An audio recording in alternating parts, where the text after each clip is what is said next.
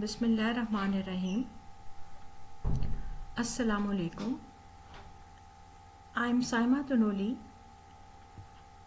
I will be teaching you civics in this session. I hope this interaction of ours proves to be very beneficial for all of us. We will start with chapter number 1, that is Pakistan movement. I have divided this chapter into 3 parts. Today we will do the first part, which will be having 2 videos. So let's begin. When we talk about Pakistan movement, we generally have this idea of Pakistan resolution, which started in 1940 and ended with the creation of Pakistan in 1947. So we gather this idea of 7 years of Pakistan movement. But in actual, Pakistan movement is a 90-year struggle starting from 1857, that is the War of Independence, to 1947, that is till the creation of Pakistan. We will go through a historical background for introduction.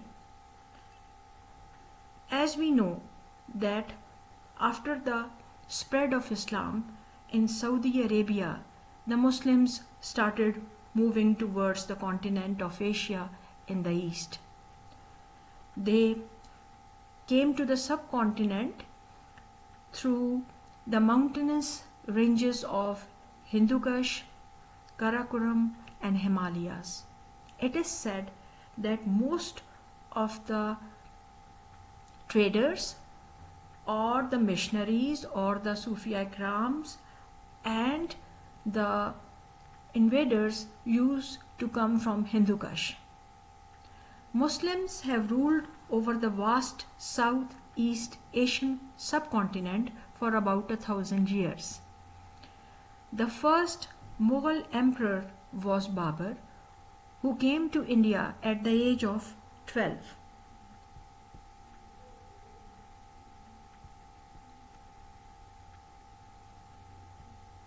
He was a Mongol, and this name Mongol in India later on turned into Mughal, because sometimes when we keep on calling a name, it takes another shape. हम किसी नाम को लेते हैं, बोलते हैं और उसको बिगाड़ देते हैं. तो इसी तरह मंगोल नाम जो था वो मुगल बन गया. The Mughals were the last to rule India, and they spread their empire from Dhaka to Peshawar and from Madras to Kashmir. So they had a hold in all of this, or whole of the subcontinent. In the beginning of the 18th century, the Mughal power began to decline because of Aurangzeb's successor, as they were incapable of ruling the great power.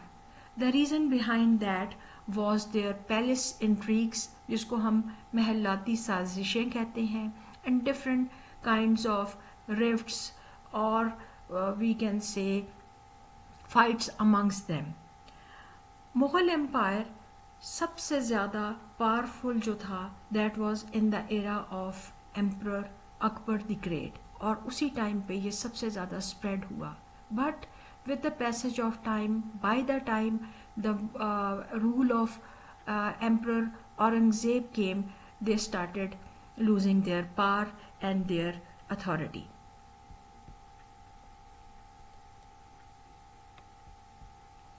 Meanwhile, in Europe during 1760s to 1870s, there was a kind of European expansionism going on, or we can say it was a kind of a European exploration. The key countries involved in this European expansionism was Spain, France, Portugal and the British. In the 15th century, Europe sought to find new sources of wealth and bring Christianity to the East and any newfound lands. The reason behind this European age of discovery was that they wanted to establish their colonial empire on the global scale, building a commercial network that connected Europe with Asia, Africa, and the New World.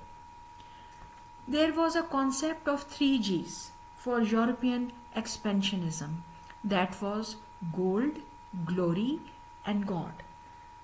Gold, as most of the continents like continent of Asia and continent of Africa, they have coastal areas.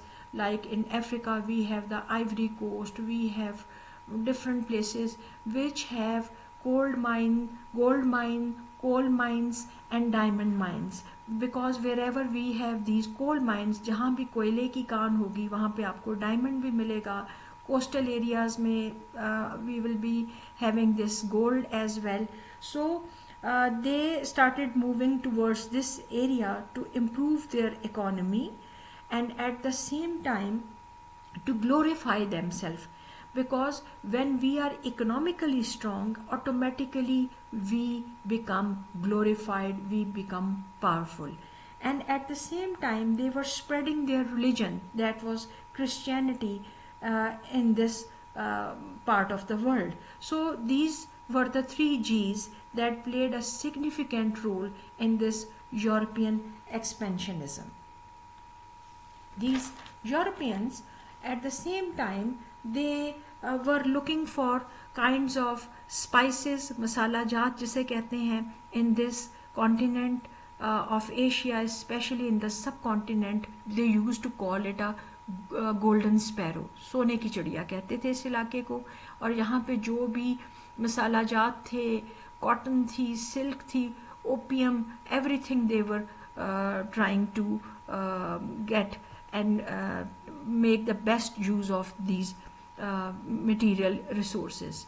As according to the Britishers, they were using these spices to preserve their meat, or they were using these spices to make medicines. On the other hand, the French people, as they are very delicate and elite kind of people, they were looking for these spices to make their perfumes and all those things. So this was the reason that these European countries, they started moving towards these two Afro-Asian, that is African and Asian continent.